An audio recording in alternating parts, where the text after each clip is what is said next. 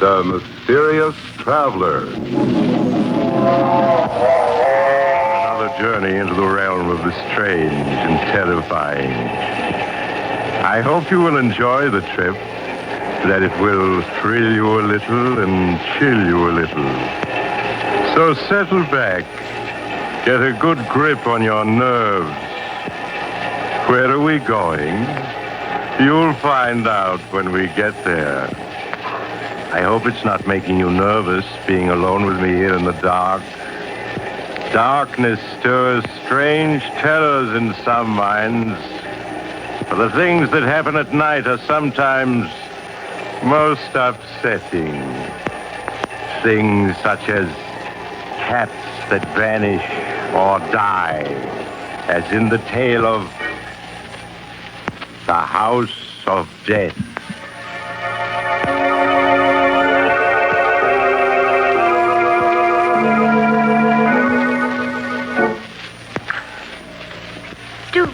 Living out in the country this way, Louise. We're so isolated from everyone. Yes, Martha. It was much nicer when we lived in our own house in the village. And even if Roger and Hester are our nephew and niece, we should never have let them persuade us to move out here with them. Oh, doesn't that wind ever stop blowing? Oh, Martha, Roger and Hester are coming. I just saw the car turn into the drive. I hope they've brought a maid. Yes, what's the matter with Toby and Queenie? Oh, Mother's little darling's hungry. Even Toby and Queenie don't like living here. Yes, they do seem unhappy. But Toby hasn't been eating well at all. Oh, Louise is very foolish out living here with Roger and Hester. I think we should move back to our house in the village where we can really be happy. Oh, Martha, could we? I see no reason why we can't. There's so much nonsense about our being invalids and too old to live alone. Hello, Aunt Martha. Aunt Louise.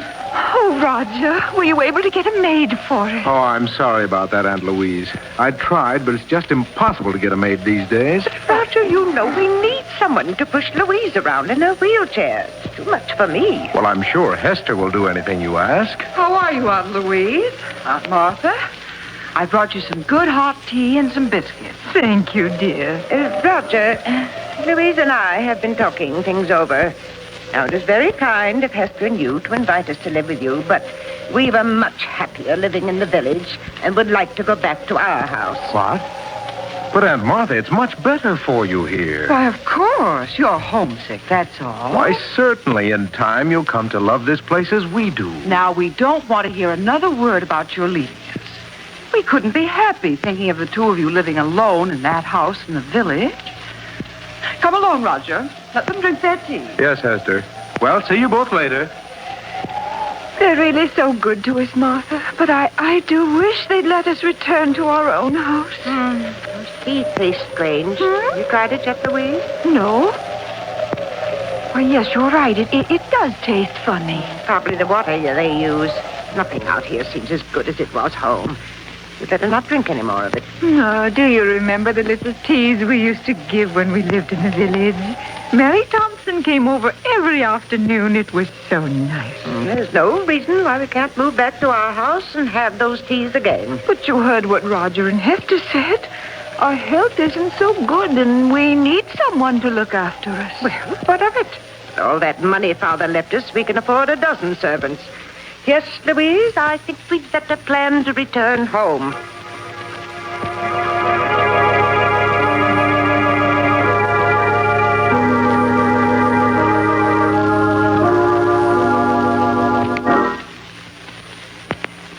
The mail car in sight, Louise? No, Martha, not yet. You know, I've been thinking quite a bit these past 24 hours about returning home, and I think we'll leave here in a few days. Oh, Martha, that would be wonderful. Oh, look, here comes George Gibson now with the mail. Well, about time, too. Yes. How would fat Toby and beautiful Queenie like to go back to their own little home? Oh, Martha, they understand perfectly what you're saying. Look how happy they are. Good they do. Hello, Aunt Martha. Aunt Louise. George Gibson just delivered the Sentinel. Oh, Here you are. Thank you, Roger. We've been waiting all day for it. Oh, that's all right, Aunt Louise. Hester will soon bring you your supper. And now, let's see. Oh, Martha, Let's look at the obituary notices first. That's just what I was turning to, Louise. Here we are. Did anybody we know die? Now, let me see. Oh, yes. You remember Amos Wilson, don't you? Yes. He died 2 days ago. Poor Amos.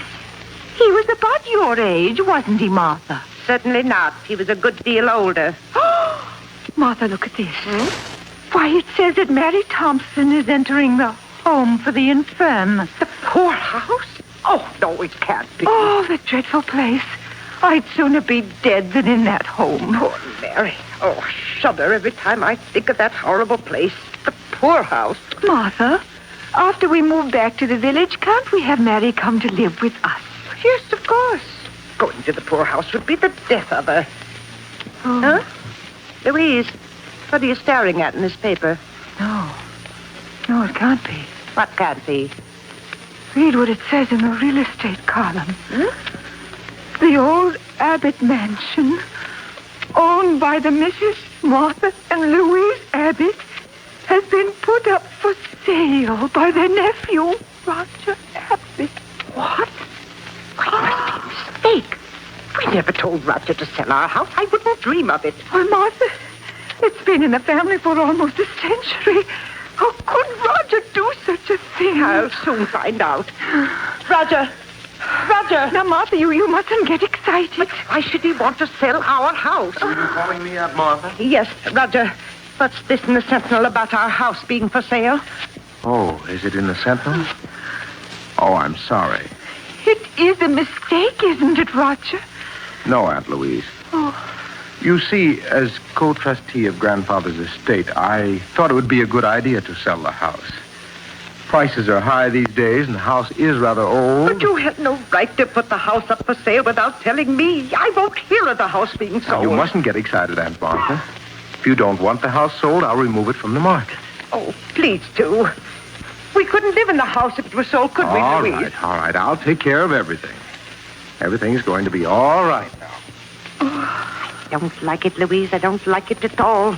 Why did he try to sell it without telling us? It does seem strange. Louise, we must get in touch with Judge Smith. Yes. He's the administrator of Father's estate, and he'll take care of everything for us in the way we want it. It isn't that I don't trust Roger, but you must recall the scrape he was in when he attended college. His conduct after that was...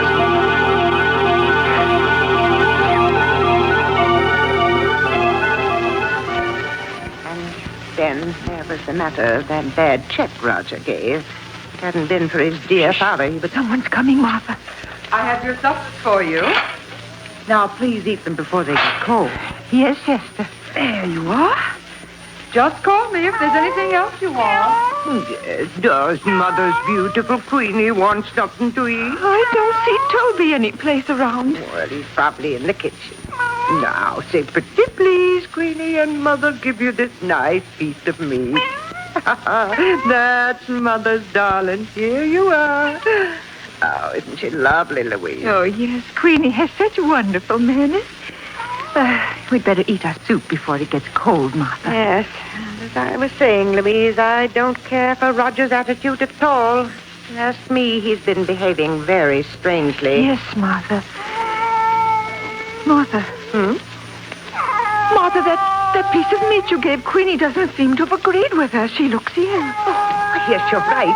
Oh, Queenie, what's the matter with Mother's little darling? Martha, she's in agony. Yes, what can we do? Roger, come quickly. Oh, poor Queenie. She's suffering so. Martha? Oh, Roger, do something. We must help poor Queenie.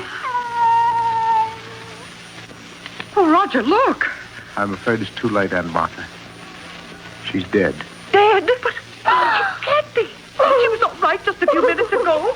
Things like this will happen, Aunt Martha. She was old. She probably had cramps. Roger, you better take Queenie out of here. All right, dear. Poor Queenie.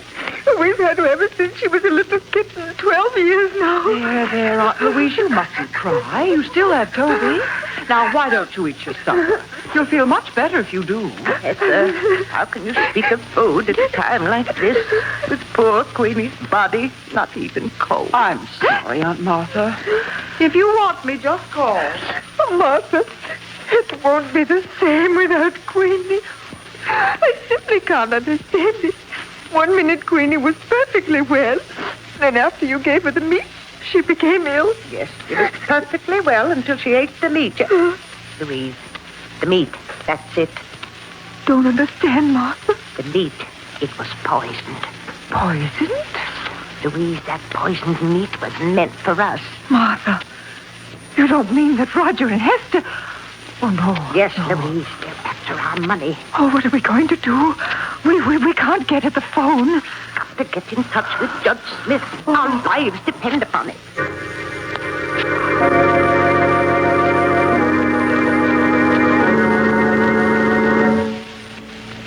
The two old ladies stared at each other, terror in their eyes.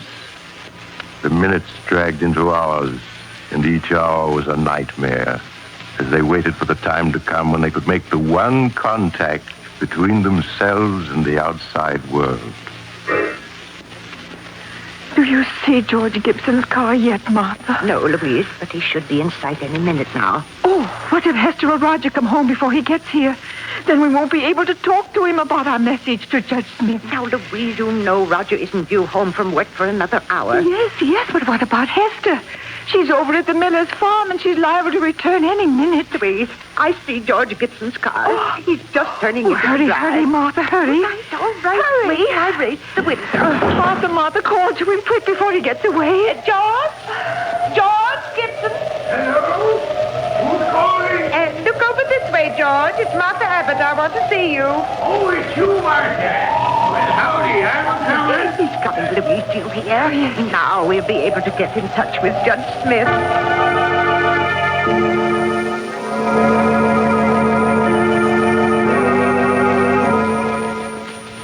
But after George Gibson left the Abbott sisters, he met Hester a half-mile up the road. The two conversed for a minute. Then George Gibson continued on his way. Hester stared after him as he drove away, her face tense and white. Then, as if suddenly understanding the implication of his words, she turned and ran towards her home, her heart pounding with fear. Roger, I just met George Gibson, and he told me that when he delivered the mail here, Aunt Martha and Aunt Louise called him into the house. Call him into the house. Yes. They asked him to get Judge Smith for them at once. I told you it wasn't safe to leave them alone, even with the phone locked in our room. All our plans may have been for nothing. Oh, Roger, do you think they suspect? I don't know. But I do know it was a mistake letting them talk to George Gibson. After all our careful work, we can't let everything be spoiled now.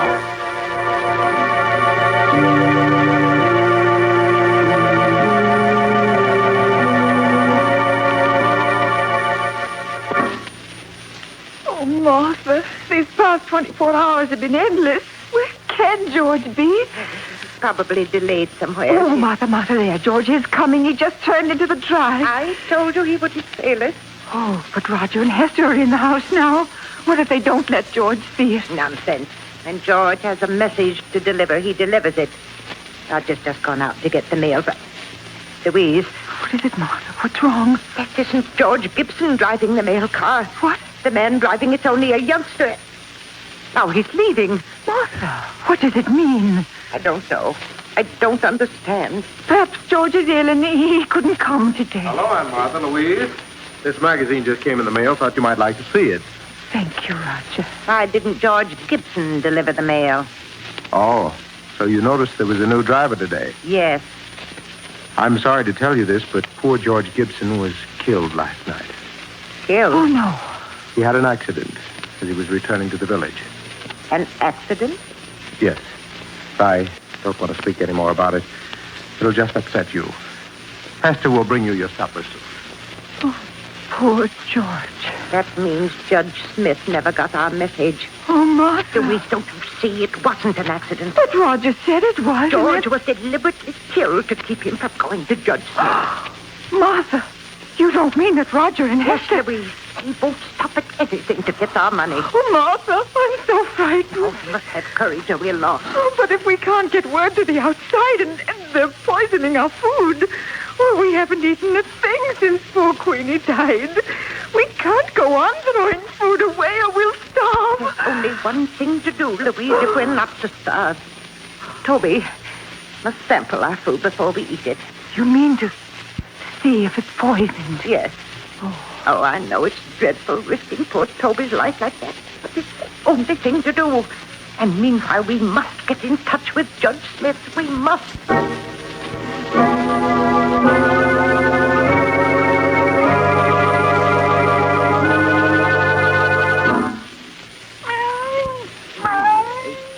You are, Toby, a nice piece of meat for Mother's little darling. Aunt Martha?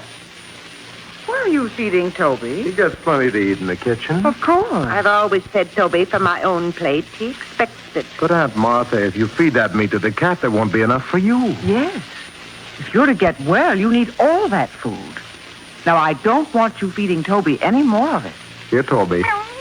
Come along, boy. Come on out to the kitchen while Aunt Martha and Louise eat their supper.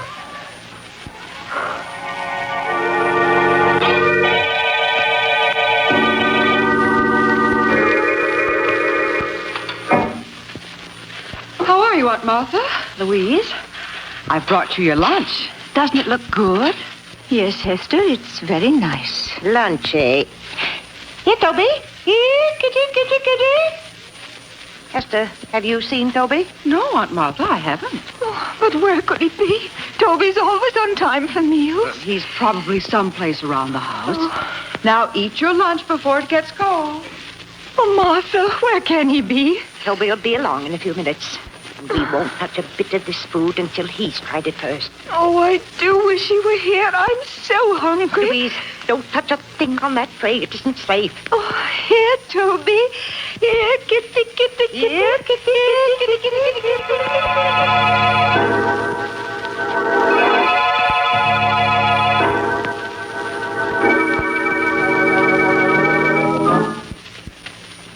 Good evening, Aunt Martha. Louise, how are you? Good evening, Roger.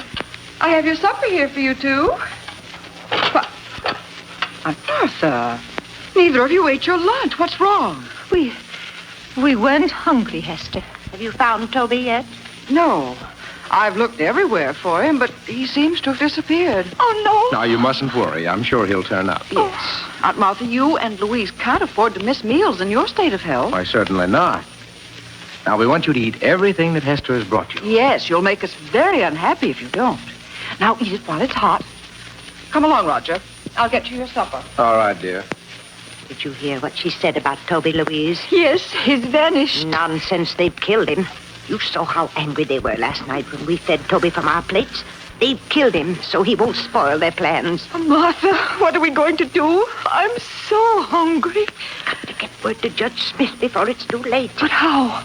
Tomorrow, I'm going to go out to the road and try to get to the village. But, Martha, it's 2 miles to the village, and you know you can't walk more than a few yards. You're not strong enough. Louise, with either starvation or poisoning staring us in the face, we haven't any choice. I must try to reach the village.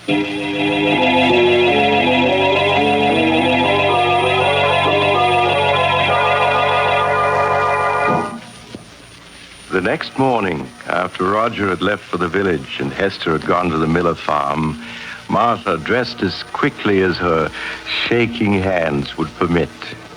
Louise watched nervously as her sister quietly opened the door and started on her long, painful way to the village. Hello, Aunt Louise. Oh, but where's Aunt Martha? Aunt Martha? She's someplace around the house. But I've just been through the house. Why, her closet is open, and her hat and coat are missing. Aunt Louise, did Martha leave this house? Why, yes, she said she wanted to go for a walk. Go for a walk? At her age and in weather like this? Why, it'll be the death of her. Did she start out toward the village? Answer me. Yes, Hester. I'll phone Roger at his office. She must be stopped.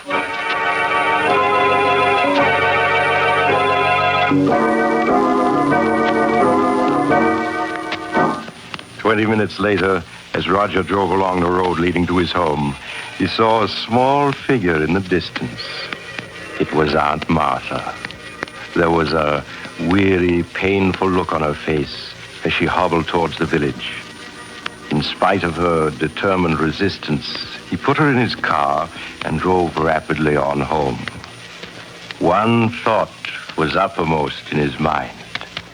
He must make sure that this could never be repeated. Oh, Martha, I'm so hungry. Yes, Louise, I know. So am I. We've gone 3 days now without eating. We left them our money and our wills. Why must they kill us? They're nothing but common murderers. Oh, if there was only some way to get word to the village. Louise, I've got an idea. What is it, Martha? If we were to set fire to the house, they'd see it in the village. Yes. And then the fire company would come out. Then we'd be able to tell them we'd be saved. Oh, but Martha, Hester and Roger would put out the fire before it could get big enough. Louise, I know a way we can prevent them from putting out the fire. You do? Yes, and we can save ourselves, Louise. We can save ourselves.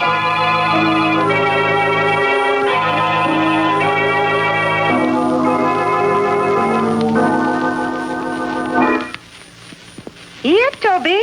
Here, kitty, kitty, kitty. Aunt Martha! Why are you looking down the cellar? You should be in your room. Yes, it's drafty out here in the hall. Now, come on, close the cellar door and go back to your room. But I heard Toby crying. He's down in the cellar, and I won't go to my room until I get But in. Aunt Martha, Roger, just to put Aunt Martha's mind at ease, why don't you go down to the cellar and see if Toby is there? Oh, all right. If you ask me, it's just a waste of time. Oh, please help him look for Toby, Hester. You'll find him so much quicker if you both look for him. Oh, very well. But you go back to your room so you won't catch cold. Roger, do you see him? He doesn't seem to be any place here in the cellar. Now we'll see just how smart you are, trying to poison us. There, you won't stop us from escaping now. Oh, I must get Louise. Louise! Louise! Yes, Martha? Oh, Louise, it worked. Martha, you mean you were able to lock them in the cellar? Yes, and with the door locked, they can't get out. Oh. Aunt Martha, unlock this door. Let us go! Oh, they found out they're locked in. Don't you worry about it, Louise. I'll take care of everything. Oh, Martha. Aunt Martha. Martha, what are you doing with that kerosene lamp? I'm pouring the kerosene around the room so that it'll burn better. Oh. Are you ready to leave, Louise? Yes, Martha. Then I'll strike a match and start the fire. Please, Aunt Martha, please open the door! Oh, how quickly it's starting to spread. Yes, we better leave. I'll push your wheelchair, Louise, and you try to help by rolling the wheels. Yes, Louise. There. Yes, they're coming along nicely. Oh, Martha, I hate to do this. Louise, you mustn't waste any pity on them. Even if they are our niece and nephew, they're nothing but common murderers. Yes, I suppose you're right. Now I'll just open the front door and we'll be free. Now, roll the wheels a bit, Louise. Yes, I am. Just a few feet more and we'll be safe. There. We're far enough away from the house to be perfectly safe. Oh, my. The whole house is on fire now. Yes, lovely fire, isn't it? I don't feel cold at all. Oh, do you think they can see it in the village by now, Martha? I'm sure they do. Now remember, Louise, when the fire company gets here, we don't know what happened to Roger and Hester. We just managed to get out ourselves. Yes, Martha. If we told them what we were forced to do to escape, we'd have to reveal that our own niece and nephew were poisoners, murderers. We don't want to disgrace the family name, Louise. Oh, no, Martha. Of course not. Oh, look, Martha, look. The roof is beginning to go.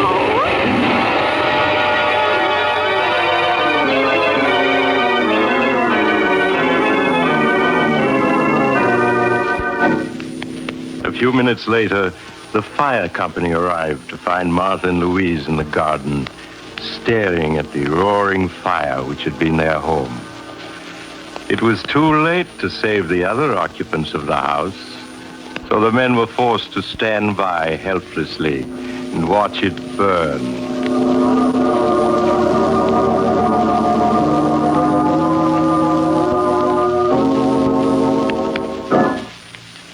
Good morning, Judge Smith. Good morning, Miss Martha, Miss Louise. I trust you're well after that terrible ordeal last night. We're much better, thank you, Judge. Well, now that your niece and nephew are gone, we must plan for your future. Oh, you don't have to bother, Judge. All we want to do is move back to our old house, hire a few servants, and live as we used to. Oh, and I was wondering if you could arrange to have Mary Thompson come live with us. I won't hear of her going to that dreadful home for the infirm. Oh, no, it would be the death of her. Ladies, I'd hoped I'd never have to reveal the truth to you, but now it appears I must. I don't understand, Judge. Last month, the bonds in the trust fund your father left you became utterly worthless. What? Your nephew and niece were afraid the shock of learning you were penniless would kill you. So it was decided to keep the news from you. That's why the three of us persuaded you to move in with them. Your house here in the village had to be sold to meet debts of the estate. But that can't be. Father left us so much. It's all worthless now. Perhaps I should have told you this a month ago. But your niece and nephew wouldn't hear of it. In spite of the fact that they had only Roger's salary to live on, they were determined to prevent you from ever learning of your misfortune. But the deaths of poor Queenie and Toby, of George Gibson. George Gibson? Yes. I'm afraid I don't understand. Surely you heard he was killed a few days ago when a tire on his car blew out and it overturned. You mean he wasn't murdered? Certainly not. Are you feeling well? Has my news been too much for you? No. Well, now that your niece and nephew are gone and there's no one to support you, I'm afraid there's only one thing left. One thing left. What's that? I'm sorry to say, the home for the infirm, the poorhouse.